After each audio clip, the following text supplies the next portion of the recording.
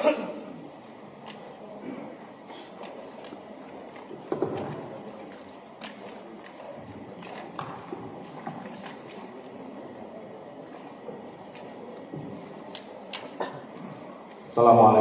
warahmatullahi wabarakatuh.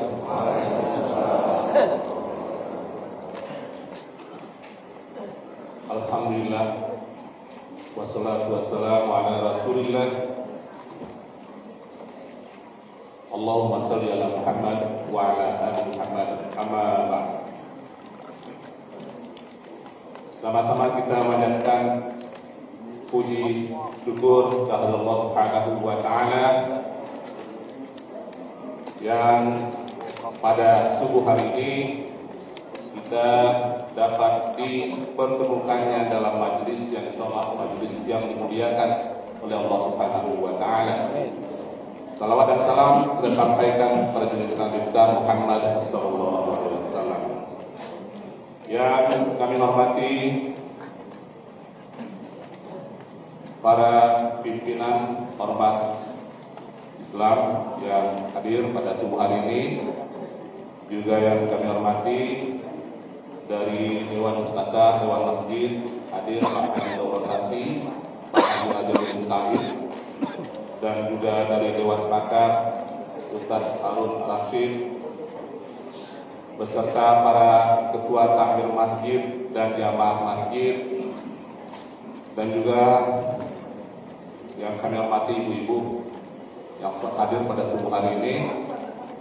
Alhamdulillah, subuh hari ini Bapak Ibu rahimahullah, yang seperti biasa kita adakan setiap hari Ahad, tapi hari ini hari Sabtu. Jadi makanya kita beri judul Safari Subuh Istimewa. Safari subuh istimewa. Karena Ustaz, safari subuh ini sudah berjalan lebih kurang yang dikelola oleh Dewan Masjid ini lebih kurang sudah 3 tahun setiap hari Ahad, dan hari ini spesial hari Sabtu. Ya, karena kita menyesuaikan.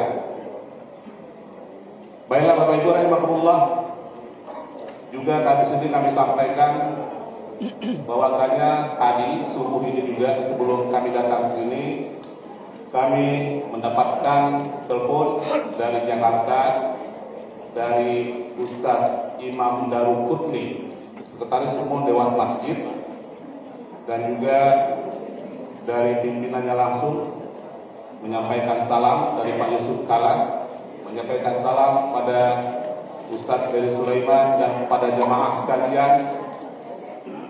Beliau mengapresiasi kegiatan safari subuh yang diadakan di kota Prabu Muli ini. Imam Daruqutni mengatakan itu adalah bukan sesuatu hal yang mudah untuk mengumpulkan jamaah setiap subuh pekan itu. Jadi beliau sangat mengapresiasi dan beliau sudah mendengar kegiatan kita ini. Jadi beliau menyampaikan salam untuk kita semua dan lanjutkan katanya. Alhamdulillah. Dan pada pagi hari ini kita akan katakan safari subuh spesial pada subuh hari ini. Kita menghadirkan yang akan memberikan tausiah ini Ustadz yang dari kalau biasa kan yang lokal dari Prabu Muli. Ini yang tingkatnya nasional subuh hari ini. Jadi sedikit Bapak Ibu rahimahullah, kami sampaikan tadi kami minta ya. Jadi kami sampaikan Bapak Ibu rahimahullah, kalau istilah sekarang ini ingin ingin kenal lebih jauh lagi. Kami sendiri terus terang baru tahu selama ini dengan lagu-lagunya. Nah, sekarang kita ketemu pada subuh hari ini. Beliau adalah sekarang dipanggil Ustadz Beri Sulaiman.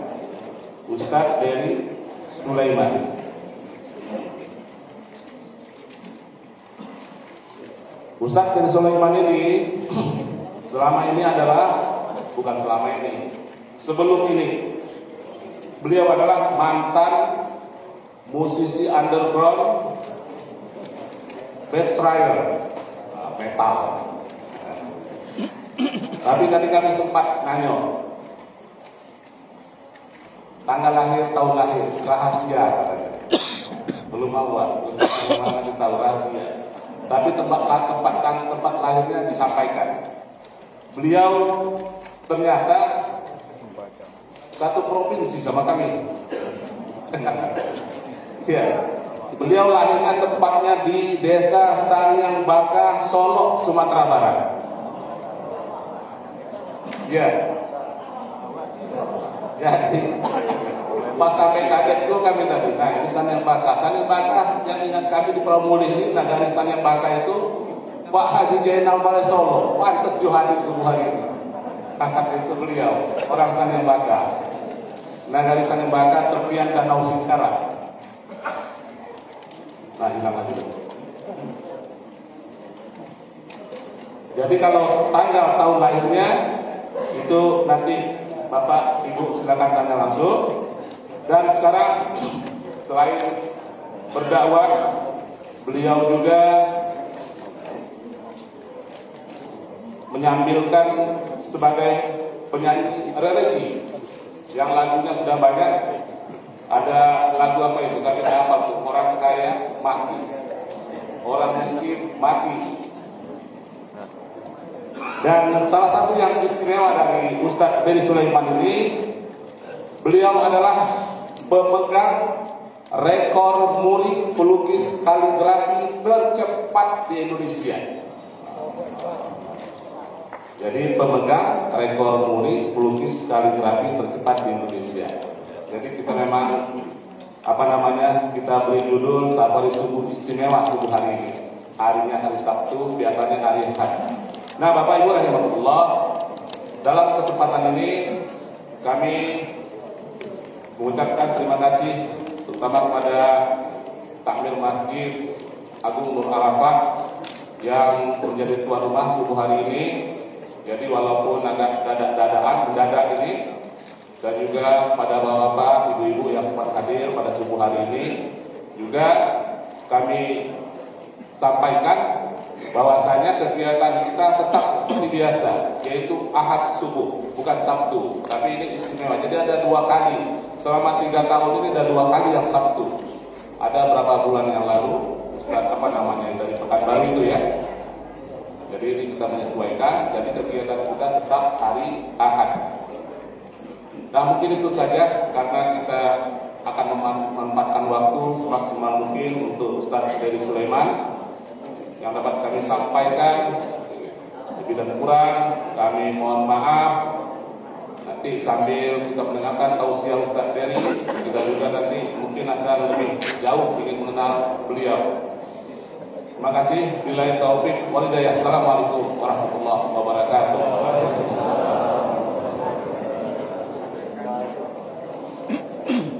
Waalaikumsalam warahmatullahi wabarakatuh. Terima kasih Ketua DMI Kota Pramuli telah menyampaikan sambutannya. Bapak Ibu yang dirahmati Allah Subhanahu wa taala, ini tibalah kita pada acara yang kita tunggu-tunggu, penyampaian tausiah agama yang akan disampaikan oleh Habibul Karam Ustadz Ferry Sulaiman. Mari sama-sama kita khusyuk, kita dengarkan. Mudah-mudahan apa yang beliau sampaikan nanti akan menambah ilmu dan semangat kita untuk semakin mencintai agama ini. Kepada Al-Mukarram Ustadz Ferry Sulaiman, pada Masykur Ustadz kami persilahkan.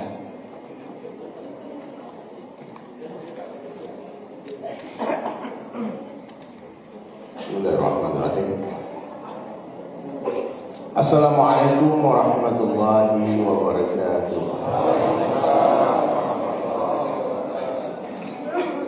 Innal hamdalillah nahmaduhu wa nasta'inuhu wa nastaghfiruh wa nu'minu bihi wa natawakkalu alayhi wa na'udzu billahi min shururi anfusina wa min sayyiati a'malina. Man yahdihillahu له فلا مضل له ومن يضلل فلا هادي له أشهد أن لا إله إلا الله أشهد أن محمدا عبده ورسوله لا نبي بعده قال الله تعالى في القرآن الكريم أعوذ بالله من الشيطان الرجيم بسم الله الرحمن الرحيم الذي خلق الموت والحياة ليبلوكم أيكم أحسن عملا وقال النبي صلى الله عليه وسلم في حديث قدسي عن أبي ذر رضي الله عنه يقول سمعت أبا القاسم صلى الله عليه وسلم يقول إن الله قال يا عيسى إني بعث من بعدك أمة إن أصابهم ما يحبون حمد الله وإن أصابهم يفرحون تسروا والصبروا ولا حلم ولا علم كيف يكون هذا لهم ولا حلم ولا علم يا رب قال الله تعالى أعطيهم من حلمي وعلمي أو كما قال رسول الله صلى الله عليه وسلم. Hadirin sekalian, saya minta maaf tidak bisa sebut nama satu persatu karena memang belum berkenalan satu persatu ya. Ya, minta maaf bukan berarti yang di atas ini lebih matang dari yang di bawah, bukan. Nah, kadang-kala yang di bawah lebih matang. Kayak pohon pepaya gitu ya. Mana yang matang buah di atas atau di bawah? Di bawah. Jadi dari Sulaiman diundang sama majelis ta'lim. Acara saya sebetulnya nanti siang di Pendopo. Saya yang minta subuh-subuh kalau ada ceramah. Nah, saya datang ke sini sebetulnya tak diundang, Pak. Saya yang menawarkan diri datang ke sini. Datang tak diundang, pergi pun tak diantar. Jadi saya datang karena Allah, yang menjumpa kita adalah Allah. Dan sebentar lagi pun kita akan berpisah karena Allah. Jadi Bapak Ibu sebetulnya tak perlu kenal siapa saya. Yang perlu kenal siapa yang mendatangkan dari Sulaiman. Nah, itu yang paling penting. Allah yang menjumpakan kita pada subuh hari ini. Mudah-mudahan menjadi asbab hidayah. Amin. Jadi hadirin sekalian, dialah Allah Subhanahu wa taala Rabb kita, Tuhan kita. Selain Allah bukanlah Rabb. Selain Allah bukanlah Tuhan. Selain Allah tidak pantas untuk disembah.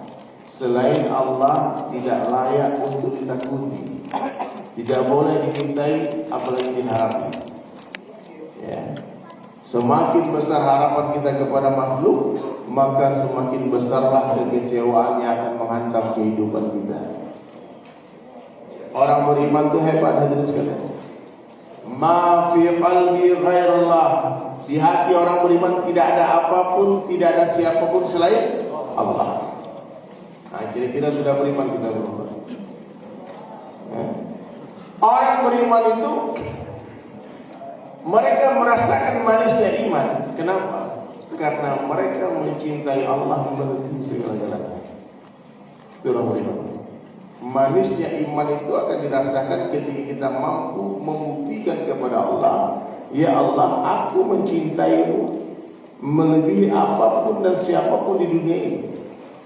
Aku mencintai seseorang hanya karenamu, ya Allah. Aku memberi karenamu, aku tak memberi karenamu. Membenci karena Allah, mencintai karena Allah. Itu iman. Dan tanda-tanda iman itu ada dalam hati seorang hamba. Datangnya dunia tak mengembirakan hatinya, hilangnya dunia tak menyedihkan hatinya. Kira-kira ada tak iman? Orang beriman yakin dengan apa yang Allah firmankan, yakin dengan apa yang Nabi sabdakan. Berkali-kali di dalam Al-Quran Allah menceritakan hakikat dunia.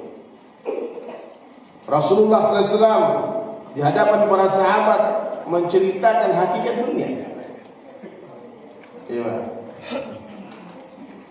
Satu hari akhirat, kata Allah dalam Al-Quran, sama dengan 1000 tahun dunia. Bahkan dalam ayat ini dikatakan satu hari akhirat sama dengan 50.000 tahun dunia. Tak mungkin orang beriman mencintai dunia. Tak mungkin orang beriman mengejar dunia. Tak mungkin. Ya, Pak. Ada orang nampaknya mencintai dunia. Padahal bukan. Dia bolak-balik ke pasar, berdagang sungguh-sungguh. Mungkin sebagian ada politikus dia bolak-balik mencari kekuasaan. Oh, kita pikir ini orang pencinta dunia nih. Belum tentu, Pak. Ini amalan hati. Ada orang yang ke pasar tapi di hatinya mencari ridha Allah. Dia di pasar berdakwah di pasar. Ya, sahabat-sahabat Nabi contohnya, Pak. Itu apanya yang pedagang? Sahabat Nabi itu yang pedagang banyak, tapi mereka berdagang bukan mencari untung, tapi mencari siapa? Mencari ridho Allah. Kalau kita ceritakan kisah kehidupan para sahabat, fantastik, unbelievable kata orang bule, gak masuk akal. Ada satu orang datang ke tokonya sahabat. Dia tanya, berapa harga barang ini? Kata si pemilik toko, tunggu dulu, jangan tanya barang dulu. Mari kita beriman sesaat, dakwah. Allah kuasa, makhluk tak kuasa. Aku dengar Nabi SAW bersabda, ketika mereka sedang bicara kebesaran Allah, naik iman dua-duanya. Si pedagang naik imannya, si pembeli naik imannya. Baru tanya, apa yang kamu beli? Ini barang ini berapa, Pak? Oh, ini harganya sekian. Tapi kalau kamu beli barang ini, jangan beli di situ. Maksudnya, di sebelah tetangga kita belum ada penglaris dari pagi. Tokoku sudah banyak yang beli. Silakan kau beli di sana, barangnya bagus, kualitas sama, harga sama. Mampu gak Bapak berjualan ini? Mereka mencintai saudara muslimnya seperti mencintai dirinya sendiri. Itu orang beriman. Dan Nabi katakan, tidak beriman kalian sebelum kalian mencintai saudara muslim kalian seperti kalian mencintai diri kalian sendiri. Jadi ada gak rasa cinta itu? Kadang orang ramai atau orang sakit hati gitu. Orang senang kita susah. Mesti ya Pak. Orang Islam satu dunia ini seperti satu badan, satu jasad. Satu dunia. Kalau dia Islam, saudara kita. Tidak usah tanya kamu organisasimu apa, partaimu apa, sukumu apa, nggak penting. Selama dia Islam, dia sujud menghadap kiblat Ka'bah, dia sholat. Jangan sekali-kali kalian mengatakan kafir kepada mereka. Ya, hati-hati Pak. Tugas kita hari ini mengislamkan orang kafir, bukan mengkafirkan orang Islam. Kalau dia Muslim, you are my brother, you are my sister. Kalau kau disakiti orang, aku akan datang membela. Bapak tahu kenapa kemarin itu Gaza menyerang? Kemarin dengan penjelasan Bang Onim, itu hanya gara-gara beberapa orang perempuan muslimah dipukul sama tentara Yahudi Israel. Maka diputuskan untuk menyerang, menjaga kehormatan wanita muslimah. Ya, salah satu penyebabnya. Tidak boleh Pak, kalau saudara kita diganggu orang Pak, kita siap mati itu saudara kita. Nah itu baru benar. Takbir. Allah. Ini nampaknya mau berangkat ke Gaza semua nampaknya. Mau begitu semangatnya. Tidak boleh berangkat sekarang kita sana Pak, santai dulu Pak. Biar nanti urusan pemerintah kita. Ada teman saya bilang, Bang, aku mau ikut ke sana Bang, mau jihad sana Bang. Alah, jangan Bang, kau datang ke sana bikin masalah. Makanmu banyak, lari gak kuat. Susah saja. Iya Pak. Malah tentara sana malah gendong-gendong ente nanti. Dia kan ahli. Untuk bisa jadi pasukan pejuang mujahidin sana Pak, syaratnya hafal 3 Al-Quran 30 juz. Ada yang hafal 30 juz ada. Yang benar layak itu. Puasa Daud tiap hari. Bertahun-tahun kita puasa Daud dan dia mulai tidak pernah lepas. Maka jangan Pak, kalau nggak bisa membantu mereka, jangan fitnah mereka ya. Hari ini banyak orang memfitnah para pejuang-pejuang kemerdekaan. Ya, seperti dulu penjajah memfitnah para pahlawan nasional kita dengan tuduhan ekstremis, terorisnya. Gitu juga sekarang gitu. Jadi hadirin sekalian, iman itu di mana letaknya? Di dalam hati. Iman yang tak masuk ke dalam hati itu seperti peluru yang tak masuk ke dalam pistol. Nah, Bapak punya peluru dong. Satu kontainer pelurunya Pak. Terus aku cerita sama dia, ini peluru ini kalau kena kepala gajah Bang, pecah nih Bang. Kalau kena harimau tumbang harimau. Ayo, ini kau pegang satu kotak peluru, satu mesti pegang satu kotak peluru. Lalu masuk hutan. Nampak harimau Pak. Ambil peluru lempar, kira-kira yang mati siapa Pak?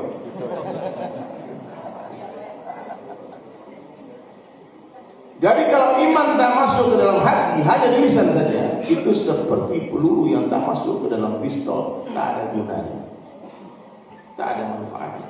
Nah, maka tugas kita hari ini apa? Memasukkan kalimat la ilaha illallah dari lisan ke dalam hati. 4 saluran hati kata ulama. Yang pertama lisan, yang kedua penglihatan, yang ketiga pendengaran, yang keempat pikiran. Apa yang dibicarakan manusia, didengar manusia, dilihat manusia, dipikirkan manusia, otomatis masuk ke dalam hati. Ya, Pak. Orang yang hari-hari bicara dunia, melihat dunia, mendengar dunia, pikir dunia. Subuh-subuh dia bangun teman-teman kita, saudara kita itu mudah-mudahan. Tapi Nabi pernah katakan, siapa yang bangun di waktu subuh, lalu dia pergi ke pasar, tak ke masjid dia telah membawa bendera syaitan. Itu pasukan syaitan itu di pasar. Orang yang ke pasar tak ke masjid, tak sholat subuh. Yang berat bagi orang munafik, sholat apa? Subuh dan isya berjamaah di masjid. Jadi kalau bapak subuh dan isyanya tak di masjid Pak, alamat itu. Kemungkinan besar kemunafikan masih bercokol di dalam hati. Bukan saya bilang nih Pak, Nabi yang bilang. Saya pernah dimarahin di satu masjid gara-gara saya bilang di zaman Rasulullah orang munafik sholat 3 waktu masjid berjamaah, zuhur, asar, maghrib, isya dan subuh tak ke masjid. Satu bapak-bapak tersinggung, oh kalau begitu kami ini kafir rupanya gitu. Kenapa? Kami jumatan aja katanya. Bukan itu sahabat. Kalau bapak bisa jumatan luar biasa bapak. Akhir zaman ini Pak, orang udah nempelin tangan di masjid, dia cium tangan itu. Dia nempelin tangan di masjid, tak sholat dia, tempelin tangan. Bapak ambil tangan itu, bapak cium tangan. Ini tangan mulia yang sudah mau memegang rumah Allah. Nah, jadi kalau orang sudah masuk masjid Pak, muliakan mereka seperti memuliakan raja dan ratu. Karena semua yang duduk di majelis ini calon raja dan ratu bila dari di surga. Ra'atul fajri khairan minad dunya wa ma fiha. 2 rakaat salat sunnah sebelum subuh lebih berharga daripada dunia beserta isinya. Allahu Akbar. Kita kehilangan dompet beserta isinya nangis, betul nggak? Kehilangan tas beserta isinya sedih. Tapi kenapa kehilangan 2 rakaat sebelum subuh santai-santai saja? Karena iman tak masuk ke dalam hati, kita tak yakin dengan perkataan Nabi. Itu masalahnya. Saya mau tanya Bapak Ibu nih, kalau ada orang bagi kita uang 1 miliar, senang nggak? Senang nggak? Yang keras orangnya senang nggak? Bahagia nggak kita memegang uang 1 M? Bahagia, betul nggak? Dikasih, ini Bapak uang 1 miliar, dikasih Bapak mobil Alphard 1 baru, senang nggak? Atau Innova lah, lapar tinggi banget ya. Tapi kata orang itu, Bapak pegang uang 1 M, tapi besok pagi Bapak nggak bisa bangun lagi. Bapak pilih saja Pak, Bapak mau uang 1 miliar apa bangun pagi besok? Pilih mana Pak? Berarti nikmat bangun pagi lebih nikmat, lebih penting, lebih berharga daripada uang 1 miliar. Kenapa bangun pagi tak bahagia? Itu masalahnya. Mestinya Bapak lebih bahagia daripada memegang uang 1 M tadi. Bangun pagi suntuk lagi, aduh masalah. Gimana kabar Pak? Oh, pusing terus. Padahal Bapak ketemu orang Pak, tiap ketemu pusing aja. Gimana Pak? Pusing. Aduh. Tak bersyukur. Padahal nikmat Allah yang Allah bagi kepada kita hari ini tak mampu kita menghitung. Ya. Kalau kita tidak mau menghitung nikmat Allah yang Allah bagi kepada kita, jadikan air laut sebagai tintanya, atau air sungai Musi itu, jadikan sebagai tintanya. Jadikan dedaunan sebagai kertasnya. Lalu mulailah kalian menulis nikmat Allah one by one, satu persatu. Kering air laut, habis semua dedaunan, masih ada nikmat Allah yang belum tertulis. Gimana kita memikirkan nikmat Allah? Coba dari ujung rapat ujung kaki nikmat semua. nikmat pikiran, bisa berpikir. Bapak pernah bersyukur nggak? Coba sekali-sekali Bapak, para profesor, doktor di sini banyak orang-orang hebat. S1, S2, S3, orang-orang jenius cerdas. Siapa yang memberi kecerdasan itu? Siapa? Allah. Allah mampu menjadikan orang paling cerdas menjadi orang paling bodoh di dunia dalam hitungan detik. Ini Allah cabut satu saraf itu, Pak. Konslet, ketawa-ketawa sendiri. Kemana Bang? Nggak tahu. Gak ada orang bikin status. Dulu kalau aku stres, ada temanku tempat curhat. Sekarang kalau aku stres, gak ada lagi. Karena temanku udah stres juga. Stres juga dulu lagi. Gak ada lagi tempat curhat. Iya Pak. Allah mampu menjadikan orang paling kaya di dunia menjadi orang paling miskin di dunia dalam hitungan detik. Begitu juga sebaliknya. Orang miskin jadi kaya, kaya jadi miskin. Orang bodoh jadi pintar, pintar jadi bodoh. Apa yang Allah tidak bisa buat? Apa saja yang Allah kehendaki terjadi, pasti akan terjadi. Apa saja yang Allah kehendaki tidak terjadi, tidak akan terjadi. La ilaha illallah. Satu dunia orang membunuh kita takkan mampu terjadi Allah. Bapak masa takut mati, Pak. Sampaikanlah kebenaran itu meskipun pedang di leher kita. Selamat. Tak ada bisa mematikan selain Allah. Kalau kenapa dia mati? Habis rezekinya dia makan. Orang mati itu karena habis rezekinya dia makan. Kalau memang belum waktunya mati. Orang yang ditakdirkan makan 10.000 liter beras, Allah telah tuliskan. Sebulan aku akan berikan dia makan 10.000 liter beras. Lalu dia sudah makan 9.999 liter. Kurang berapa? Kurang 1 liter. Lalu dia naik pesawat. Tiba-tiba jatuh itu pesawat. Mati nggak dia? Nggak ada mati. Kenapa? Masih ada 1 liter beras yang belum dia makan. Bagaimana biar mati? Harus dikasih makan. Iya, serius Pak. Berapa banyak kejadian Pak? Saya waktu di Bangladesh itu ada bis mundur. Ini kisah nyata Pak. Bis mundur masuk jurang. Nabrak rumah orang masuk jurang. Dan seluruh penumpang itu mati kecuali 1 orang. Setelah nggak mati. Lalu tim SAR mengambil 1 orang itu, dibawa ke rumah sakit. Sampai di rumah sakit, diberikan pengobatan sama dokter, lalu diberikan dia minum. Dan beberapa gelas susu diberikan dia minum. Setelah itu dia mati. Kenapa dia nggak mati bareng-bareng teman-temannya? Masih ada segelas susu yang belum dia minum. Jadi Bapak nggak usah takut mati. Takut mati, nggak takut mati. Mohon maaf nih, dari tadi saya perhatikan wajah bapak-bapak nih, ibu-ibu nampak juga di sini, masih terang mata saya. Ini saya bukan tukang ramal, bukan menerawang, tapi nampaknya feeling saya nggak bakal lama lagi. Iya, nampaknya, nggak sampai 100 tahun lagi nampaknya.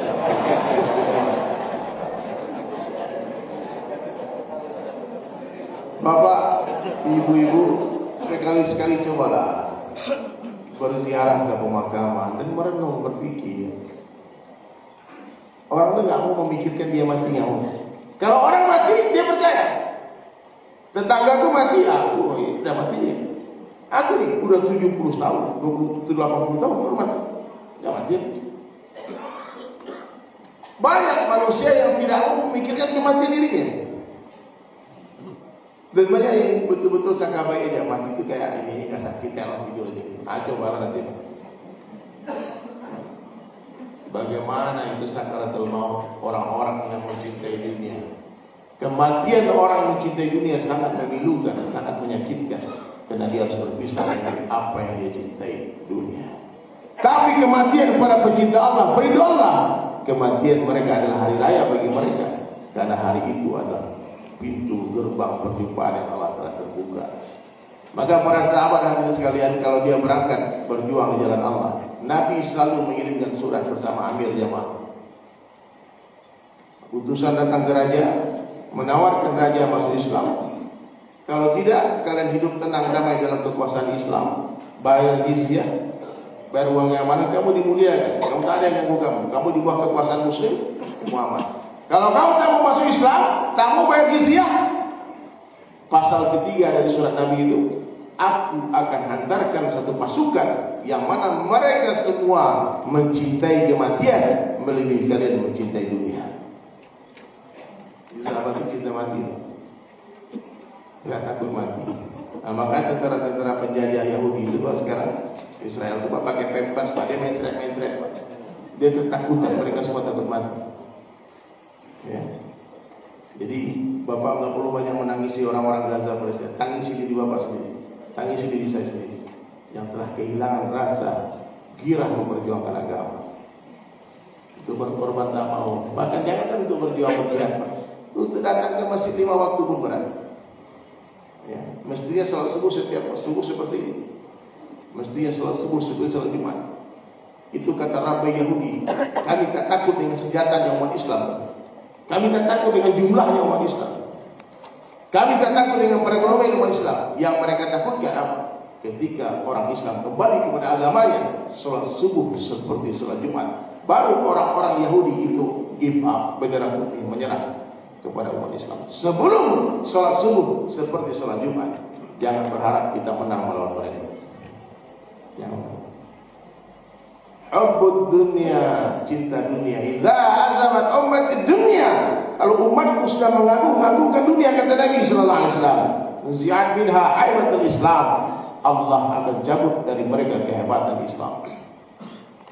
Islam ini banyak, Pak. Dulu sahabat cuma 114.000 orang. Dunia ditundukkan oleh mereka. Sekarang kita 2M lebih. Tapi kita malu kadang-kadang mengaku Islam. Ya. Dihinakan, Allahu Akbar. Bapak coba buka mata, Pak. Open eyes. Lihat di belahan dunia bagaimana keadaan saudara kita Muslim. Mudah kita kami hitamkan orang kafir, mudah. Oh, di Syria Syiah tuh jahat tuh, la'natul alaih. Oh, di Israel, di Palestina tuh Israel la'natul alaih, Yahudi tuh jahat tuh. Di Rohingya itu orang muda garis keras bunuh orang-orang Islam. Oh, di Uyghur komunis tuh yang buat penjara tuh, ditahan umat Islam di penjara. Di India orang Islam digebukin kayak binatang di jalan-jalan sama orang Hindu garis keras. Di Afrika juga orang-orang Kristen garis keras membunuh orang-orang Islam, membakar hidup-hidup. Mudah kita kami hitamkan orang lain, tapi ketika Allah hantarkan tsunami untuk membasmi umat Islam, Allah hantarkan gempa bumi, likuifaksi untuk menenggelamkan umat Islam, angin topan datang, kuping beli, puting beliung, kebakaran di mana-mana, banjir bandang. Siapa yang mau kami hitamkan? Siapa? Dari tahun 2020 kemarin mulailah pandemi ini. Allah nampakkan bagaimana umat Islam terhinanya. Mestinya agama kita yang mengatur dunia, tapi ternyata ketika pandemi dunia yang mengatur agama. 2 tahun kita tidak boleh berangkat haji. 2 tahun lebih masjid-masjid dikunci. Tak bisa apa-apa umat Islam. Ngomong habis. Jangan cakap. Tak ada harga kita dalam pandang orang kafir. Kenapa? Karena kita fokus dunia. Allah tak membantu kita. Aina nasratullah, mana pertolongan Allah? Tak nampak. Dulu sahabat Nabi miskin, tak punya senjata, jumlah mereka sedikit di perang Badar, tapi Allah berikan kemenangan melawan orang-orang kafir Quraisy. Hartanya Abdurrahman bin Auf di tangan mereka, hartanya Sayyidina Utsman di tangan mereka, tapi mereka sempurna keyakinannya kepada Allah dan Rasulnya. Tidak ada sedikit pun cinta dunia di hati mereka. Allah hantarkan ribuan malaikat untuk menolong mereka. Sekarang malaikat bingung Pak mau turun. Dia bingung turun. Malaikat mau tolong sama bentuknya di Islam tapi sama gayanya. Tak ada lagi sunnah Nabi. Umat Islam hari ini Pak menghidupkan sunnah itu diketawain Pak, maaf ya. Ya. Saya berpakaian kayak gini Pak dulu dibully orang Pak. Apa-apaan pakaian orang Arab ini. Padahal ini bukan pakaian orang Arab, ini sunnah. Sorban ini sunnah. Ya, sorban itu sunnah. Oh, kami ini orang NU di sini, pendiri NU itu bersorban, betul ya? Ini googling dari YouTube di internet, ya dia Syarif. Oh, kami ini Muhammadiyah, tidak ada sorban-sorban itu. Pendiri Muhammadiyah itu sang pencerah adab bilang itu Kiai Ahmad Dahlan itu bersorban. Ya. Oh, kami orang Minang kok. Orang awam kok. Itu baju orang Arab, baju yang tuh. Nah, kita cocok dengan kami di kampung. Marah saya di kampung. Kalau surat-surupan itu sendiri juga. Saya jawab. Tuanku Imam Bonjol itu dan tuan orang Minang. Tuanku Imam Bonjol gadang sorban panjang yang begini. Itulah jadi pahlawan nasional. Dulu dibilang teroris tuh sama Belanda. Oh, aku orang Jawa, orang Jawa. Kok bang Bonjol ada yang salah gitu. Orang Jawa Pangeran Diponegoro pakai sorban. Jadi ini sunnah. Dan Nabi SAW berjanji, man tamassaka bi sunnati 'inda fasadi ummati falahu ajru mi'ati syahid. Siapa yang berpegang teguh dengan sunnah di tengah rusaknya umatku, buat mereka pahala 100 orang mati syahid. Yang main-main. Man ahya sunnati faqad ahabbani wa man ahabbani kana ma'al jannah. Siapa yang menghidupkan sunnahku, kata Nabi, sungguh dia cinta kepadaku, dan siapa yang mencintaiku bersama denganku di dalam syurga. Coba Bapak Ibu semua periksa diri kita, sudah berapa banyak sunnah Nabi yang kita amal. Dari bangun tidur sampai tidur lagi. Mohon maaf, jangan ngomong tinggi-tinggi lah. Masalah minum tangan kanan. Minum tangan kanan saja. Saya sudah pernah survei, mohon maaf bukan di sini. Saya survei di satu tempat. Ada satu pesta pernikahan dihadiri oleh ribuan orang. Saya duduk di satu tempat, lalu saya bukan tajasus, bukan mencari air. Saya cuma pengen tahu berapa banyak tamu yang datang minum tangan kanan dan duduk. Hasil survei saya tak sampai 10% umat Islam yang bisa minum tangan kanan. Nauzubillah. Bahkan Pak, ada orang terhormat, mungkin dia kepala daerah, mungkin dia ulama, bahkan Pak, ulama kiai. Dia minum berdiri tangan kiri. Saya tak sanggup rasanya gimana cara bertanya, menegur dia. Sampai saya datangi dia. 4 mata, saya cium tangan dia bolak-balik. Lalu saya tanya, Pak Kiai, ada nggak dalilnya yang membolehkan kita minum tangan kiri? Mungkin saya belum tahu. Minta maaf kalau saya salah. Dia menangis, dia peluk saya. Astagfirullah. Baru kali ini ada orang yang menegur saya minum tangan kiri. Berpuluh tahun kita hidup di dunia, tak ada orang yang tegur. Sungkan orang tua kita, ini kakek kita. Tapi menegur dengan hikmah juga. Dan saya pribadi Pak, memindahkan minum tangan kiri ke tangan kanan 3 bulan masa prosesnya Pak. Proses pemindahan minum tangan kiri ke tangan kanan itu 3 bulan. Karena ini agama, ini sunnah, perlu hidayah. Tidak bisa sembarangan. Dan percaya coba aja nanti. Bahkan ketika saya ceramah Pak, ada yang bilang, oh itu Ustaz ya, nggak boleh minum tangan kiri ya. Tangan kiri naik. Habit. Nah, ini baru sunnah Nabi SAW. Mulailah seluruh kebaikan dari sebelah kanan. Salam tangan apa? Kalau ada orang salam tangan kiri, terima nggak Pak? Ya, kecuali dia lumpuh tangan kanannya, stroke tangan kanan lagi, tidak apa-apa. Ya. Di kampung saya supir angkot tuh, kalau orang nyetok tangan kiri tidak berhenti Pak. Itu orang tak berada ya. Tidak berada. Nah, mulai hari ini, mari kita hijrah dari minum tangan kiri ke minum tangan kanan. Kalau makan tangan kanan semua. Tapi kalau minum, alasannya kotor gelas. Lebih baik kamu mengotori gelas daripada kau kotori sunnah. Ya. Berpelukan dari sebelah kanan, masuk masjid kaki kanan, keluar kiri, masuk toilet kiri, keluar kanan. Sempurna ini agama Pak, diajarkan semuanya. Semua diajarkan oleh Nabi SAW. Bismillah.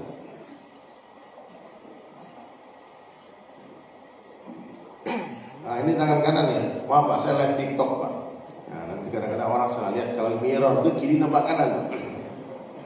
Kalau nggak dijelaskan, nanti jadi fitnah. Paham Bu? Yang pertama tadi apa? Luruskan tauhid. Dakwah itu memperkenalkan Allah, bukan memperkenalkan diri. Orang nggak perlu tahu siapa kita. Nggak, bukan membesarkan diri kita, tapi membesarkan Allah. Ya. Itu dakwah. mendatangi umat, bukan didatangkan. Ya.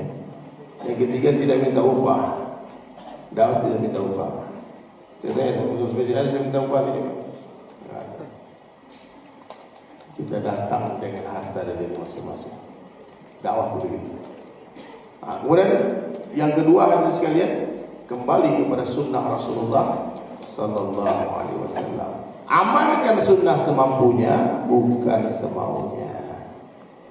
Dari ujung rambut sampai ujung kaki ada sunnahnya. Dari bangun tidur sampai tidur lagi ada sunnah.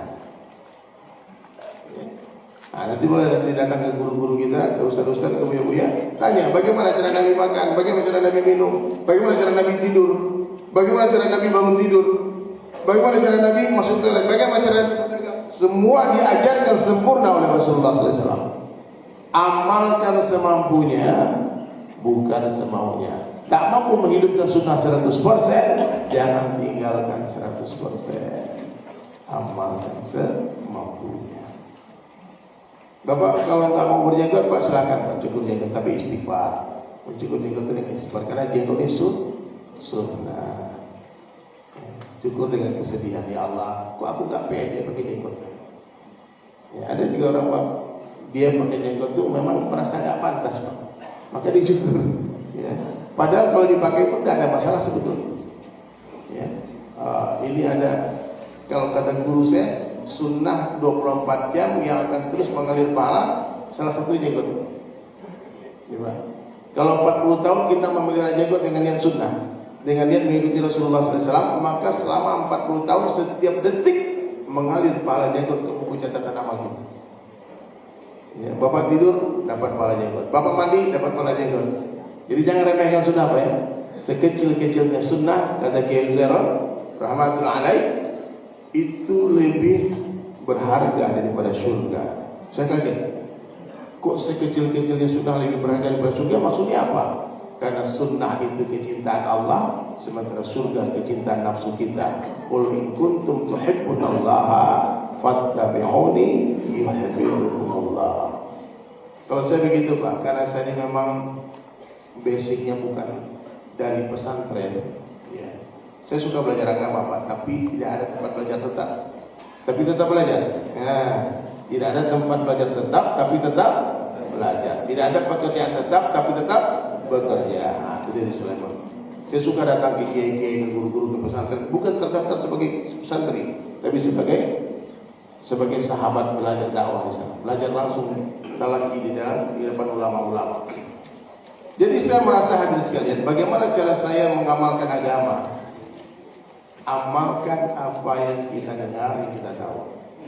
Karena kata guru saya, kalau kamu belajar dengan mendengar, kamu akan lupa. Kalau kamu belajar dengan melihat, kamu akan ingat. Tapi kalau kamu belajar dengan mengamalkan, kamu akan paham. Maka kalau Bapak kasih tahu saya ini, biar ini sunnah, kalau saya mampu pasti saya amalkan. Saya pakai sorban ini Pak 23 tahun yang lalu, dari tahun 2000 saya pakai sorban. Sampai hari ini saya nggak lepaskan, karena guru saya bilang amal istiqomah khairun min alfi karamah. Satu amalan istiqomah itu lebih baik daripada 1000 karamah. Jadi saya mau keluar negeri, ke Australia, ke negara-negara kafir, saya pakai ini. Dan tidak pernah. Kalau orang-orang kafir nggak pernah mentertawakan, malah mereka minta foto. Yang suka mentertawakan nih orang-orang Islam sendiri. Apa lah katanya? Kalau saya di Makkah apa? Jangan Bapak pikir dia pakai orang Arab. Di Arab nggak ada orang pakai kayak gini. Nggak ada. Ya. Malah jadi orang asing, aneh kita begitu. Terus orang bilang, biar ini sunnah. Boleh. Saya tanya, boleh nggak saya pakai sorban? Boleh. Apa fadilah sorban? 2 rakaat dengan sorban lebih baik daripada 7 sorban. Tajil mukminin, makanya orang mukmin. Warna sorban Nabi hijau, putih, hitam, merah, marun. Karena ada hadis menceritakan Nabi pernah pakai sorban. Kalau pergi lagi jihad itu Nabi pakai warna hitam. Terus pakai cilak mata sebelum tidur. Ini mata itu sunnah. Sunnah Nabi SAW. Memotong kumis itu sunnah. Bersiwak itu sunnah. Panjangkan jenggot itu sunnah. Memotong kuku itu sunnah. Mencabut bulu ketek itu sunnah. Gimana? Coba nanti pulang Pak, angkat ketek masing-masing. Kalau gondrong, nggak sunnah nih. Gitu. Itu nggak sunnah. Cabutin Pak, cabutin. Kalau sakit dicukur aja. Serius. Islam itu begitu indah, begitu sempurna. Islam agama yang mengajarkan kebersihan. Apa buktinya? Orang yang tak bersih istinjanya diancam siksa kubur. Itu bukti nyata Islam agama yang mengajarkan kebersihan. Mohon maaf Pak, bapak-bapak lebih nyaman mana buang air kecil itu berdiri apa jongkok? Nah itu sunnah. Tapi tak banyak yang jongkok Pak. Kalau orang buang air kecilnya berdiri, boleh nggak berdiri? Boleh. Kalau darurat di tempat tumpukan sampah, Nabi pernah berdiri Pak, di tempat tumpukan sampah. Tak mungkin jongkok di sana. Ya. Atau di mall Pak, di mall Bapak, di mall atau di airport, nggak ada tempat jongkoknya. Yang ada yang urinal yang berdiri itu Pak. Bapak jangan jongkok di sana, kasih itu kapel nanti. Sunnah ini kita nggak boleh. Agama itu fleksibel Pak. Agama itu elastis, cocok. Masalah istinja saja buang air kecil Pak. Ini kalau kita bahas sampai subuh depan, besok nggak selesai. Gak main-main Pak. Diatur sama Nabi SAW bagaimana posisi duduknya buang air kecil, bagaimana posisi duduknya buang air besar. Posisi cara duduknya diatur. Ada hadisnya. Ya. Subhanallah. Kecil dikit Pak, masuk lagi live kita ya, lagi live ya. Masya Allah, berapa ribu orang nonton? Ada. Subhanallah. Oh kalau di TikTok ramai Pak, hampir 500 orang nonton. Saya main TikTok ya Pak. Setahun yang lalu main TikTok, disuruh sama anak saya sama istri saya. Katanya Abi ini dakwah. Di TikTok banyak umat Nabi sekarang joget-joget kan, mandi lumpur macam-macam kan. Dakwah di sana. Maka saya dibuatkan saya akun TikTok sama anak saya. Lalu saya mulai dakwah di TikTok. Sekarang 1 tahun 3 bulan saya main TikTok, sudah 45 orang masuk Islam di TikTok. Takbir. 45 orang. Dakwah. Dan itu dakwah. Dakwah itu cahaya Pak. Gak takut dengan kegelapan. Justru dia akan datang ke tempat-tempat gelap dan menerangi tempat itu. Itu dakwah. Itu dai. Dan itu seperti belum mainnya di lumpur tapi badan tak kena lumpur. Ya, jadi Bapak jangan heran nanti kalau tiba-tiba melihat saya di diskotik. Ngapain lagi di Sulaiman ke diskotik Pak? Dakwah di situ. Oh, ikut lagu satu, jangan. Bapak jangan ikut, nanti malah ikut putar-putar kepala. Bahaya Pak. Itu khusus buat saya sih. Don't try this at home. Ya. Ini kenapa? Karena memang Allah hantar saya ke kehidupan gelap sebelum mengenal cahaya. Tak semua orang punya pengalaman hidup seperti pengalaman saya Pak. Bapak mungkin dari kecil sudah soleh dan baik. Nah, saya sempat di Bali dulu, sempat jauh dari agama, sempat lari dari Islam. Tapi alhamdulillah asbab dakwahnya para teman-teman tabligh ya, mencari saya ke tempat-tempat hiburan malam di diskotik di Bali. Jadi saya mengenal Islam itu bukan di Makkah Madinah, bukan di madrasah, tapi di tempat hiburan malam di Bali. Allah kuasa makhluk, tak kuasa la ilaha illallah. Jadi hadirin sekalian, ini masalah istinja saja.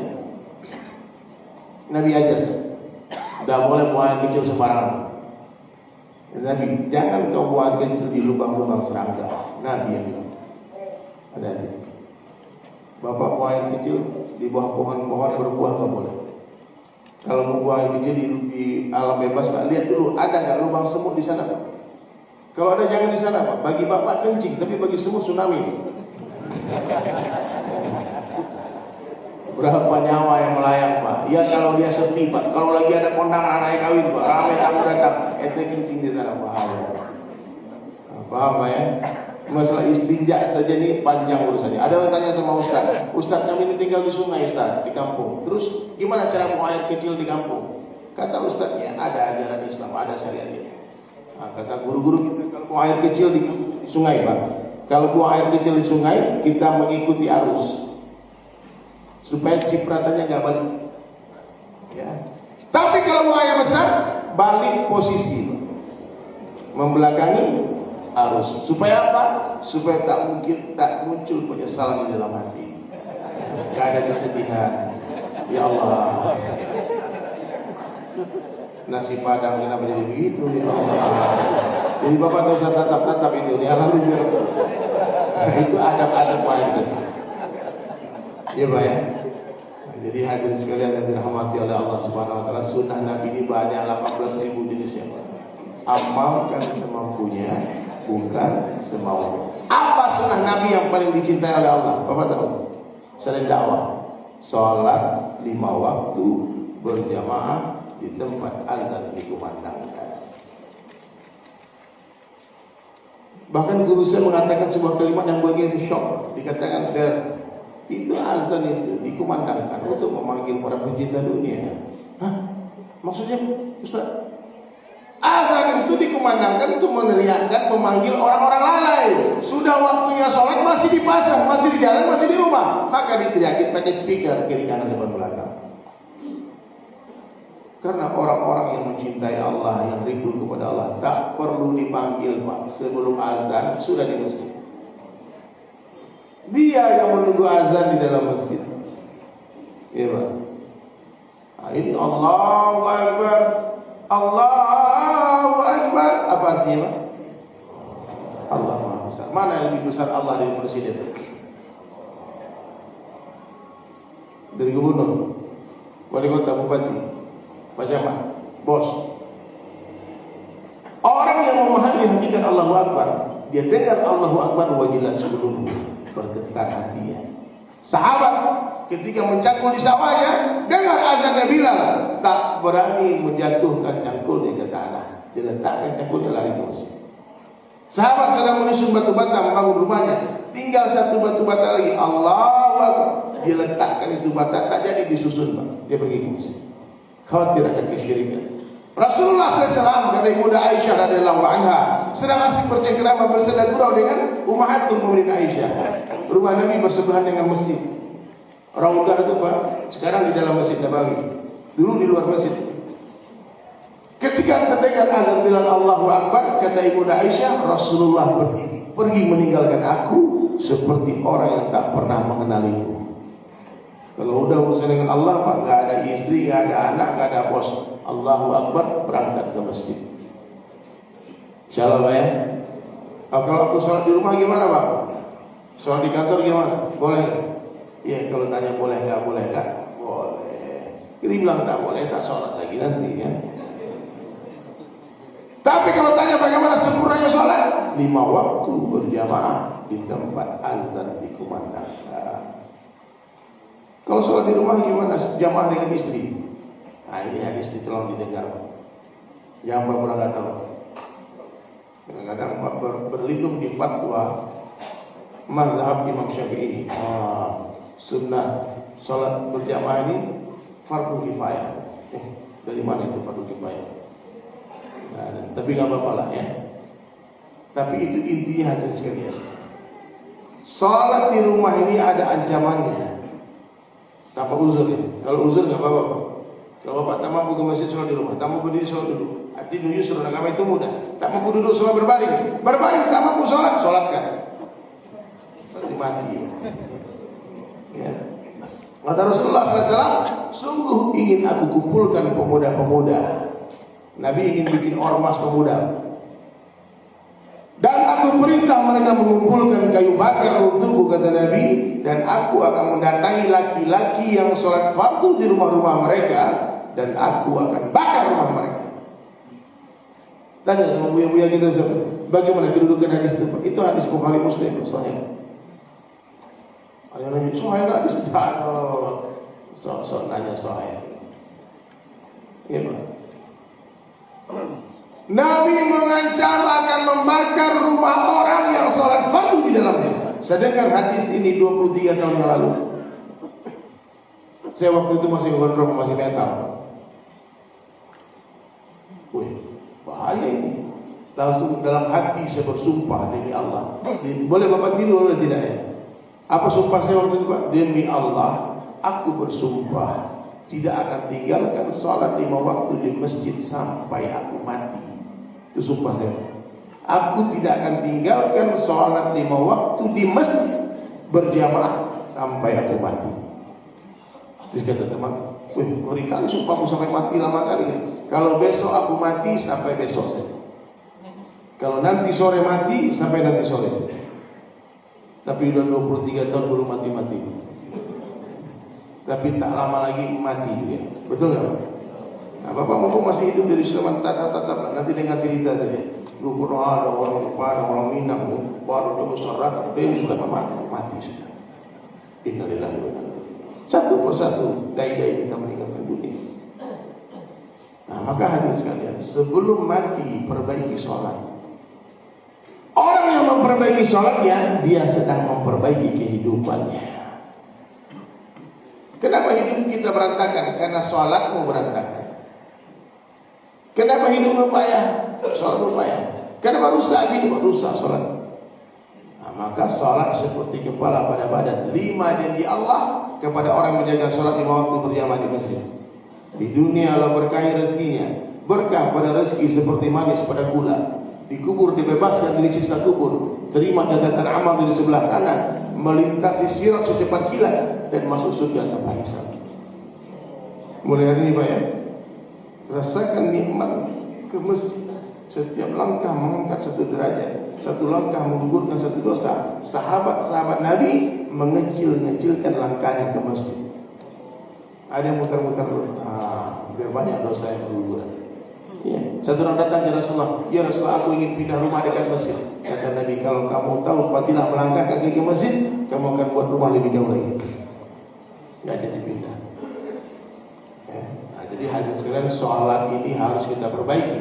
As-sholatu imaduddin. Sholat itu tiang agama. Siapa mendirikan sholat, dia dirikan agama. Siapa meninggalkan sholat, yang meruntuh agama. Pak, ini Masjid Nur Arafah ini, kalau diruntuh sama masyarakat, Bapak marah? Jadi jamaah marah gak? Siap jihad gak? Tiba-tiba ada anak-anak muda, dia bawa martil, dia pukul tuh tiang-tiang masjid.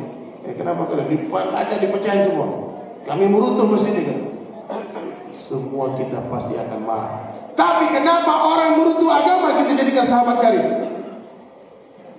Kita tahu dia gak sholat Pak, kita bonceng naik motor kita, ajak mincar terus sampai pagi. Ajak mincar tuh dia makan lontong pun dibayar, akan pepek kita bayar. Kenapa? Padahal dia sedang meruntuh agama kita. Nah, kalau sayang dengan agama, hentikan kebiasaan mereka. Bapak, kalau lihat rumah tetangga terbakar, Bapak padamkan api atau katakan alhamdulillah rumahnya tidak. Kalau lihat rumah tetangga terbakar, cepat padamkan api itu. Karena kalau api itu dibiarkan, akan terus membesar, menjalar, membakar rumah kita juga. Nah, maka itu pentingnya dakwah itu sekalian. Nah, dakwah kita mengajak orang sholat. Inna sholata tanha anil fahsya'i wal munkar. Sungguhnya sholat itu mencegah perbuatan keji dan munkar. Nah, maka hadirin sekalian dirahmati Allah Ta'ala. Masjid inilah pusat kebaikan, pabrik kebaikan. Ini para alim ulama, tokoh masyarakat, pemuka-pemuka adat, duduklah bermusyawarah. Pikirkan bagaimana masjid-masjid di Pramuguri ini semuanya sholat subuh seperti sholat Jumat. Bagaimana cara? Cobalah pikirkan. Kalau dipikirkan pasti akan jadi. Pikir manusia ini Pak, dahsyat. Besi dipikirkan terbang. Besi dipikirkan bisa terbang. Nah, sekarang coba pikirkan masjid. Ada satu kampung di Bali namanya Kecicang Islam. Ya, saya kan lama di Bali. Saya dari Padang di kampung perantau ke Jakarta sebentar. Kemudian 98 saya pindah ke Bali. Di Bali itu luar biasa Pak. Ada satu masjid dapat penghargaan MURI juga sebagai masjid termakmur di Indonesia namanya Baitul Makmur di Monamani. Di Bali, bukan di Jogja, bukan di Jakarta, bukan di mana-mana. Bapak cek di Google, ada. Dan ada satu kampung juga masjidnya 5 waktu ramai penuh masjid. Saya datang ke kampung itu, namanya Kecicang Islam di Karangasem. Bapak kalau ke Bali nanti datang ke kampung itu. Jadi bagaimana kiat membangun? Ternyata berkumpul, bersepakat tokoh masyarakat, adat, pemerintah, pemuka adat, pemuka masyarakat, desa, kepala desanya, kemudian ketua adat, terus ulama, 3. Nah, kalau di Padang 3 tuku. Subhanallah, tokoh masyarakat, ulama, dan pemerintah 3 duduk bermusyawarah memikirkan masjid. Tercetuslah sebuah kesepakatan, siapa saja masyarakat kita, orang kampung kita yang tidak sholat 5 waktu di masjid, dilarang semua masyarakat menyelenggarakan jenazah. Suruh mati gali kuburan kosong. Suruh jalan dia ke makam di sini. Betul tak? Dia buat Pak. Oh takut. Kira-kira berani buat gitu kan? Ini contoh. Boleh, ini inspirasi. Banyak ide-ide untuk membangun masjid. Di Jogokarian, masjid itu Pak, saldo zero hari-hari. Tidak ada kas masjid. Jamaah datang, orang parkir masjid, hilang motornya diganti masjid. Hilang sendal diganti masjid. Orang lapar masuk masjid kenyang. Orang galau stres masuk masjid senyum dia keluar. Jangan sampai orang masuk masjid kita bahagia dia keluar suntuk dia. Hilang sendal. Kalau nggak dimarah-marahin. Wali kota Bengkulu Pak Helmi Hasan, dia buat pikir bagaimana memimpin masjid makmur. Dia buat pengumuman Pak, ini sempat heboh dulu kan. Siapa masyarakat Bengkulu yang sholat selama 40 hari di masjid berjamaah tanpa tertinggal takbiratul ula, itu fadilahnya barangkali minanar wa barangkali minan nifaq. Kata beliau, aku berikan mobil Innovaku yang baru. Pak, diumumkan pagi Pak. Sholat zuhur 12.000 orang sholat zuhur Pak. Dia kasih surga tak berminat umat. Innova mau dia. Tapi itu cara-cara yang tidak sunnah. Maksudnya itu sempat heboh tapi ya hilang. Itu bukan pada akar. Tapi setidaknya kita berpikir bagaimana memakmurkan masjid. Insyaallah Pak ya.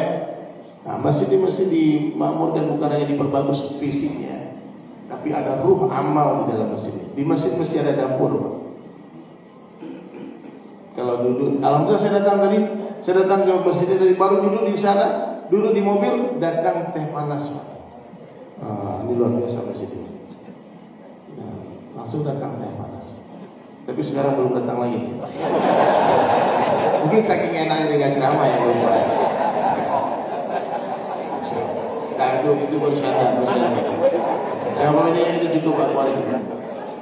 Pak, ya. Pikirkan bagaimana masyarakat dilibatkan semua. Pak, mohon maaf, masjid bukan milik pengurus masjid. Pengurus masjid khadimah. Dia pengabdi masjid, bukan pemilik masjid. Masjid jangan sampai dikunci, Pak. Masjid ini mesti hidup 24 jam. Tapi kalau nggak dikunci, hilang speaker, Pak. Maka mesti ada orang yang meluangkan masa untuk memakmurkan masjid. Siap insya Allah Pak ya. Terserah bapak-bapak caranya bagaimana. Allah akan beri kita akal untuk berpikir. Silakan pikirkan. Kalau hari ini ada 500 orang sholat subuh di masjid ini, kalau satu orang mengajak satu orang, besok ada 1000 orang sholat subuh. Ya.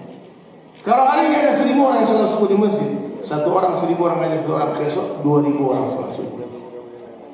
Ya. Kita mengajak saja Pak. Sampaikan kabar gembira. Jangan mengancam-ngancam. Dakwah ini bukan marah-marah. Dakwah ini menyampaikan kabar gembira. Sampaikan tentang surga kepada umat. Baca ayat neraka untuk dirimu. Jangan dibalik-balik. Hari ini Pak, kalau ketemu orang neraka semua Pak, dia masuk surga sendiri. Hadir para ini. Jadi ta'lim itu Pak, sampaikan fadilah kepada masyarakat, ancaman untuk diri kita. Bapak. Kita jangan merasa nyaman, jangan merasa aman. Salat diperbaiki, Allah perbaiki kehidupan kita. Kemudian berikutnya hadirin sekalian, orang baik dalam pada Allah, dia haus akan ilmu, dia cinta kepada ulama. Ya Pak ya, Masya Allah. Saya kira orang Prabu Muli luar biasa. Prabu Muli, apa arti Prabu Muli? Raja kembali. Oh datang kembali ke sini Prabu Muli. Bagus nama Bapak Prabu Muli, Masya Allah. Saya pernah ke sini dulu kata Bapak, saya pernah ke masjid Bapak. Berarti ikhlas Pak, lupa. Di amalan kalau udah naik ke langit itu lupa. Apa Prabu Muli? Subhanallah. Jadi hadirin sekalian, ilmu seperti air hanya mengalir ke tempat yang lebih rendah. Orang tinggi hati dapat nama ilmu. Tawadhu'kan hati. Dan ilmu tanpa zikrullah zulman, kegelapan. Maka bapak-bapak carilah mursyid-mursyid zikir. Bersihkan hati dengan amalan-amalan tasawuf, tarikat, belajar. La ilaha illallah, la ilaha illallah. Sehingga hati kita terang, mau zikir, terus banyak kali zikir di sini, Masya Allah. Ya. Kemudian hadirin sekalian, tawadhu'kan hati. Jangan sombong. Orang sombong diharamkan mencium bau surga. Allah benci kepada orang kaya yang sombong, apalagi miskin sombong. Ada orang mesti sombong, Pak? Banyak, Pak. Yang cantik-cantik aja nggak boleh sombong, apalagi pas-pasanmu. Nggak boleh. Tidak ada alasan untuk sombong. Kita berasal dari setetes air yang hina, tak lama lagi dibangkai. Ujung rambut, ujung kaki kotoran semua. Rambut ada ketombe, mata keluar kotoran, hidung keluar kotoran, kulit keluar kotoran, depan belakang keluar kotoran. Maaf Pak ya, kalau kita pikirkan manusia ini beriman memang lebih hina dari binatang. Allah yang mengatakan, bukan saya minta, jangan marah, ya. Ya, walaqad dzara'na li jahannam katsiran minal jinni wal ins. Nanti banyak penduduk neraka jahanam dari kalangan jin dan manusia. Lahum qulubun yafqahuna biha. Aku beri mereka hati yang digunakan untuk memahami. Walahum yubsiruna biha. Aku beri mereka mata yang digunakan untuk melihat. Walahum adzanun yasma'una biha. Aku beri mereka telinga yang digunakan untuk mendengar. Ulaika ka'an'am, mereka seperti binatang, balhum adal, bahkan lebih hina dari binatang. Jadi kalau manusia ini beriman, dia lebih mulia dari malaikat. Kalau tak beriman, kalau dia durhaka kepada Allah, lebih hina dari binatang. Saya mau tanya, di Prabu Muli ini berapa harga daging sapi sekilo? Hah? Kalau daging manusia berapa sekilo?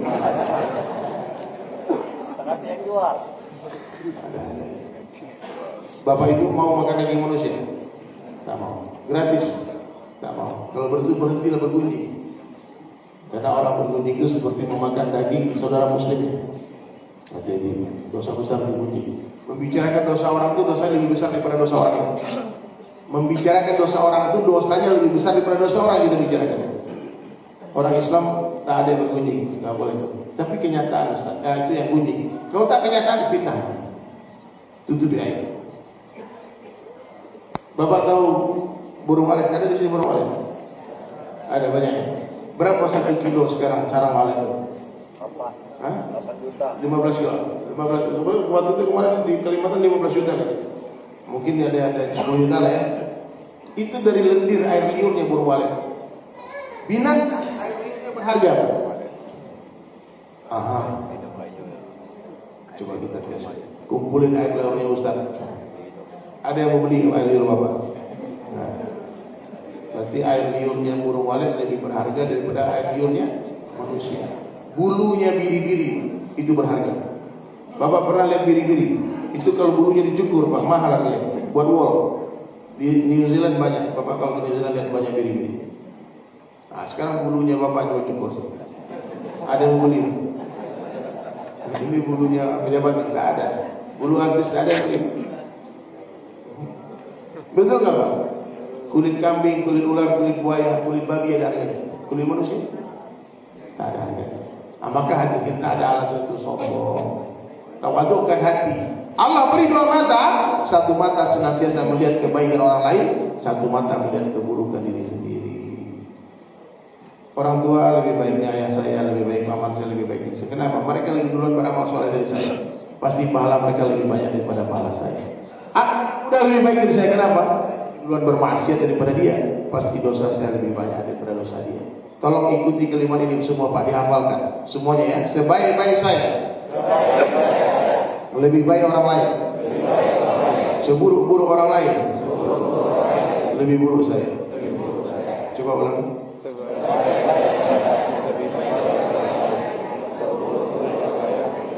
Astagfirullah. Yang di belakang, seburuk-buruk saya, lebih buruk orang lain.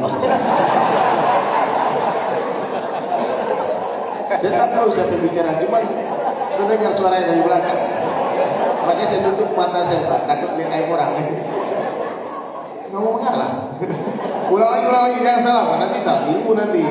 Kata orang Padang tak boleh kaji Pak. Sebaik-baik saya, lebih baik orang lain. Seburuk-buruk orang lain, lebih buruk saya. Udah, coba sekali lagi.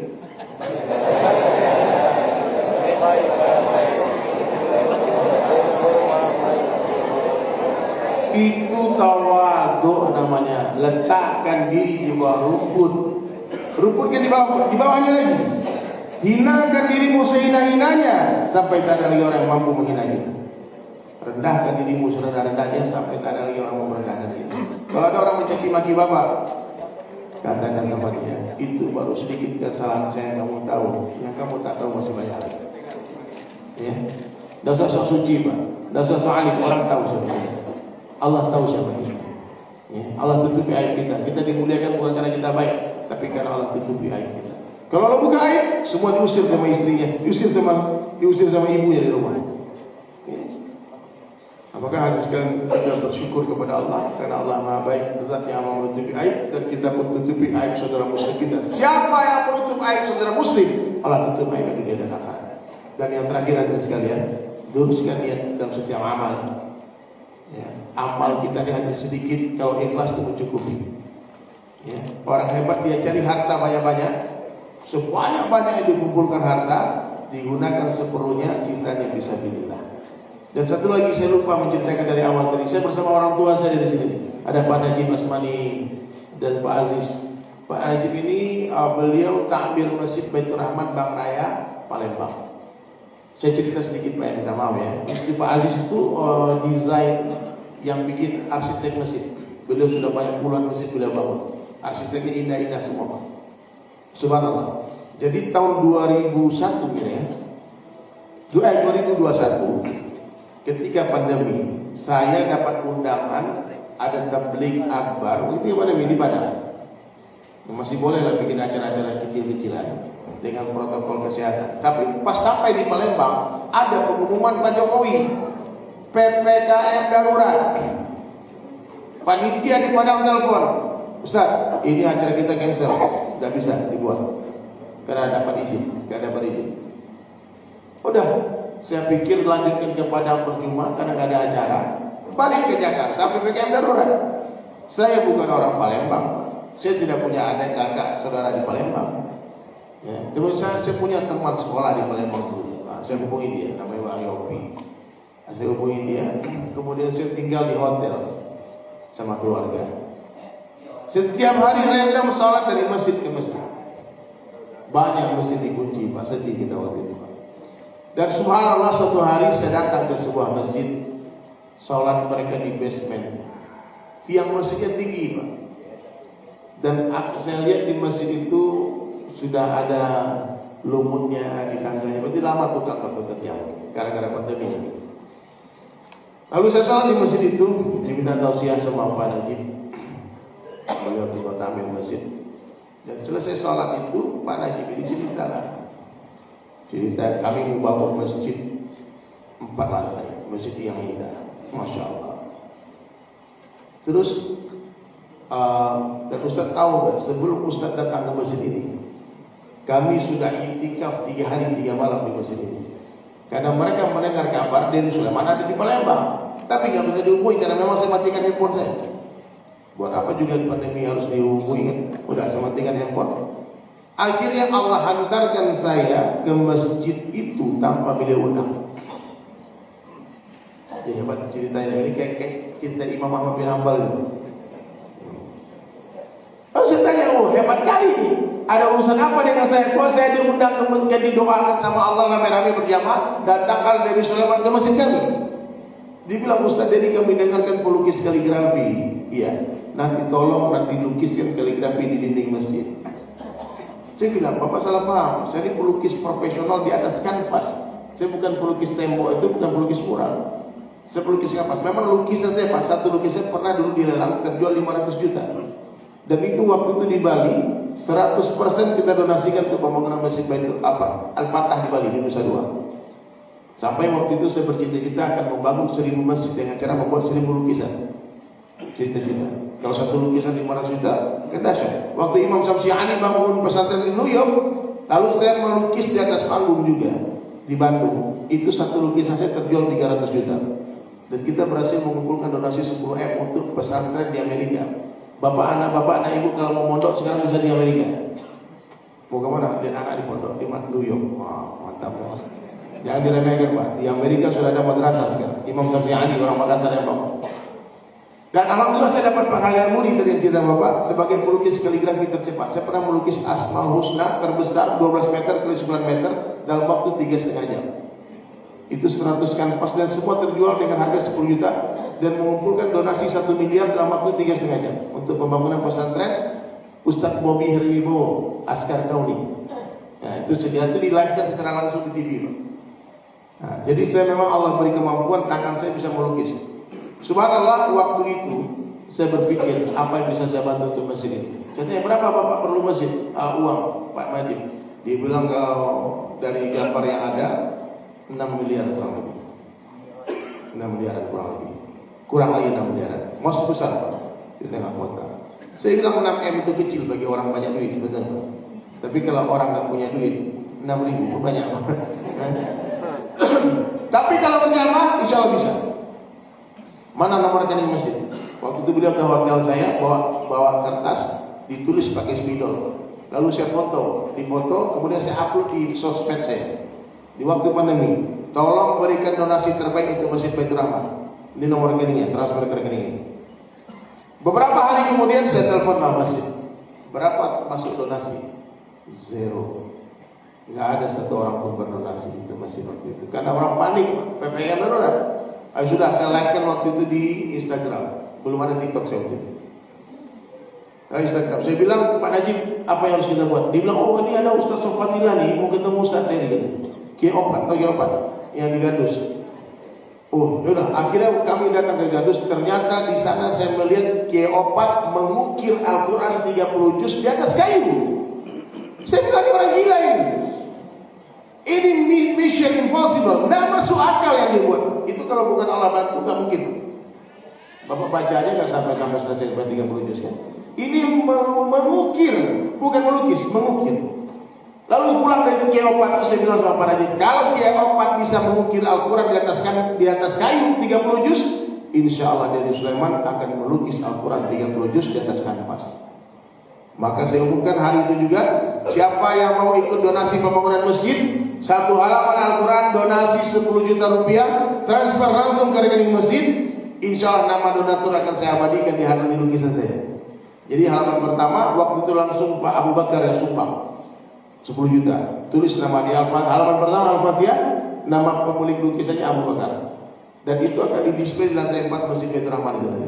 Sekarang alhamdulillah sudah terkumpul 540 orang donasi. Berarti dari lukisan saya sudah terkumpul donasi 5 miliar lebih untuk Masjid Baitur Rahman.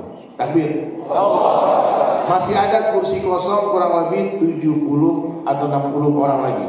Mungkin dari jamaah ini nanti ada yang mau ikut, saya mau 1 halaman, saya mau 2 halaman, saya mau 10 halaman, silakan. Ya, silakan. Ada yang 10 halaman. Bahkan ada orang non muslim Pak mau bantu juga. Namanya Dr. Richard nih, tahu? Oh iya, orang Palembang yang punya skincare. Dia bilang aku mau bantu 1 juz. Ke 30 juz kan? 1 juz itu berapa halaman? 20 halaman. Saya bilang boleh. Boleh nanti transfer ke masjid. Dia transfer 200 juta lebih ya. 250 juta ya. Ya, 220 juta dia transfer. 22 halaman dia transfer. Orang non muslim Pak. Tapi saya bilang sebelum dia transfer itu, kalau bisa login dulu aja. Biar dapat pahala. Maksudnya apa? Asyhadu alla ilaha illallah. Enggak apa-apa, ucapin aja. Oh, kalau ucapin aja boleh? Boleh. Udah. Kita ucapin Pak. Enggak apa-apa, apapun agama kalian boleh ucapin kalimat itu silahkan. Ya. Enggak. Terus ucapin langsung Islam? Belum tentu. Kalau dia tidak mengaku dia Islam, dia Islam. Ya. Jadi kalau mengucapkan saja siapa saja boleh. Maka saya selalu bilang apapun agama kalian, ikuti saya. Asyhadu alla ilaha illallah wa asyhadu anna Muhammadan Rasulullah. Jadi alhamdulillah sekarang saya kemarin mampir di Masjid Baitur Rahman dan pagi hari ini saya ingin para muhsinin, mungkin bapak-bapak di sini ada yang punya kelebihan rezeki. Masjid ini kan masih dalam proses penyelesaian. Kalau masjid kita sudah selesai kan, mungkin ada yang mau ikut donasi seikhlasnya. Nanti akan saya berikan kenang-kenangan lukisan kaligrafi saya. Saya membawa ada kurang lebih berapa Pak Najib? Ada 8 lukisan kaligrafi. Ya, 8 lukisan kaligrafi. Kalau bapak-bapak ada mungkin yang mau donasi, Ini ya kalau dibeli mahal ya begitu Pak. Tapi ini hadiah, ini bukan jual beli ya, tidak boleh di masjid. Nah, sebentar, coba saya coba mulai dibuka satu-satu. Ini Allah Muhammad. Itu alhamdulillah. Silakan nanti angkat tangan saja siapa yang mau donasi seikhlasnya. Ya seikhlasnya minimal 5 juta ya.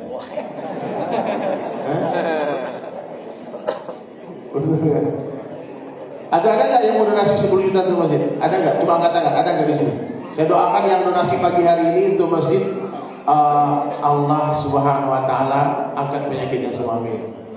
Yang jelas Allah bangunkan istana di surga, amin. Ada nggak? Ini Al-Hayyu, ini Al-Hayyu, teman-teman sekalian. Nah, ini Al-Hayyu, dan itu Ar-Razzaq yang Maha memberi rezeki. Boleh bapak-bapak sekalian yang mau ikut membantu pembangunan Masjid Baitur Rahman dengan cara apa? Mendonasikan langsung ke rekening masjid, bukan ke rekening saya. Kalau bapak transfer ke rekening saya itu untuk saya lebihnya. Nah, kalau ke rekening masjid itu masjid. Masya Allah, silakan ya. Ini ada berapa orang? 8 orang maju ke depan insya Allah. Yang mau ikut berdonasi minimal 2,5 juta. Ya bismillah. Ayo maju. Ada nggak?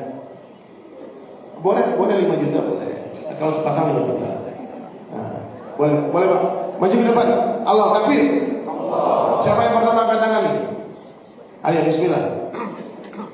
Nanti ke transfernya boleh dicatat Pak. BSI 774-nya 6 kali 91. 7-nya 2 kali, 4-nya 6 kali 91. Atas nama Masjid Baitur Rahman Palembang. Ada? Ya kalau nggak ada nanti kita lelang di acara ibu-ibu nanti. Ya kalau ada habis di sini udah. Bismillah. Ramai nih Pak, 500 orang lebih nonton nih teman-teman. Ganteng-ganteng.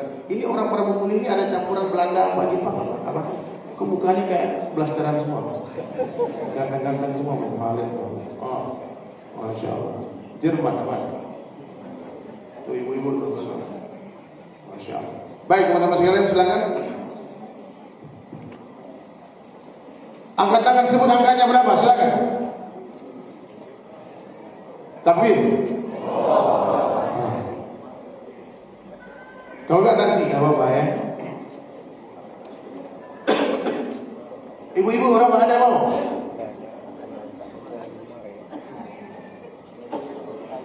Kalau kemarin di Kalimantan minimal dijual 10 juta. 10 juta semua terjual, alhamdulillah. Tapi di sini kabarnya Perumul ini banyak sultan-sultan juga, Pak. Mungkin mau diam-diam Pak. Mau senyap-senyap mungkin. Baik, setelah ini silakan saya ketua majelis, silakan temui Pak Najib yang mau berdonasi, ya benar-benar seikhlasnya berapapun nanti. Yang pengen punya lukisan saya, silakan bisi-bisi ke Pak Najib, minta nomor rekeningnya, nanti pilih lukisan yang Bapak Ibu suka, ambil lukisan. Saya sudah wakafkan lukisan ini, terserah siapa pemilik tolong dijaga. Lukisan ini Pak, kalau lukisan mati mahal harganya. Kemarin Muhammad bin Salman membeli lukisannya Leonardo da Vinci 7 triliun dia beli. Berapa?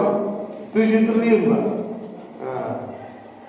Nggak tahu nanti lukisan di Islam laku berapa kalau saya mati. Mudah-mudahan panjang umur, amin. Itu saja sekurus-kurusnya ikan pasti ada dagingnya, segemuk-gemuknya ikan pasti ada tulangnya. Ambil dagingnya, buang tulangnya. Ambil yang baik, buang yang buruk. Ambil yang jernih, buang yang buruk. Ini lukisan gak ada yang maju ke depan. Kalau maju ke depan foto bareng sama saya Pak. Ayo, donasi berapa? Minimal donasi 1 juta. Tidak ada juga? Hah? Maju. Berdiri Pak. Pilih. 8 orang Pak, bismillah silakan. 8 orang yang donasi 1 juta, bismillah. Takik maju ke depan, Bapak, saya pilih biar bagaimana? Silakan buat masjidnya. Lawang. Ayo bismillah. Abang, silakan. Yang maju pertama boleh pilih. Ini Ar-Razzaq, Bapak Ar-Razzaq kali sama warna baju. Ar-Razzaq. Siapa lagi? Ini Al-Hayyu Bapak. Siapa lagi? Haji Al-Hayyu. Nama Pak pilih. Allah Muhammad. Kalau itu alhamdulillah. 3 orang alhamdulillah. Minimal 1 juta ya. Kalau lebih boleh ya, silakan. Berapapun boleh silakan. Sama-sama 2 juta ya. Sepasang Allah Muhammad 2 juta, silakan. Ini sepasang lagi, silakan. Ini pasang, ini Allah Muhammad.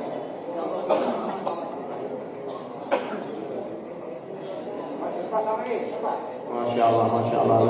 Barokahnya, barokah yang buat teman-teman buat masjid Baitur Rahman Palembang. Boleh, difoto Pak.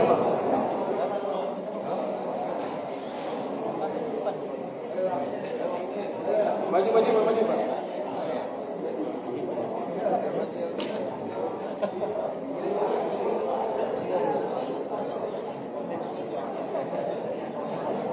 Ayo semuanya, la ilaha.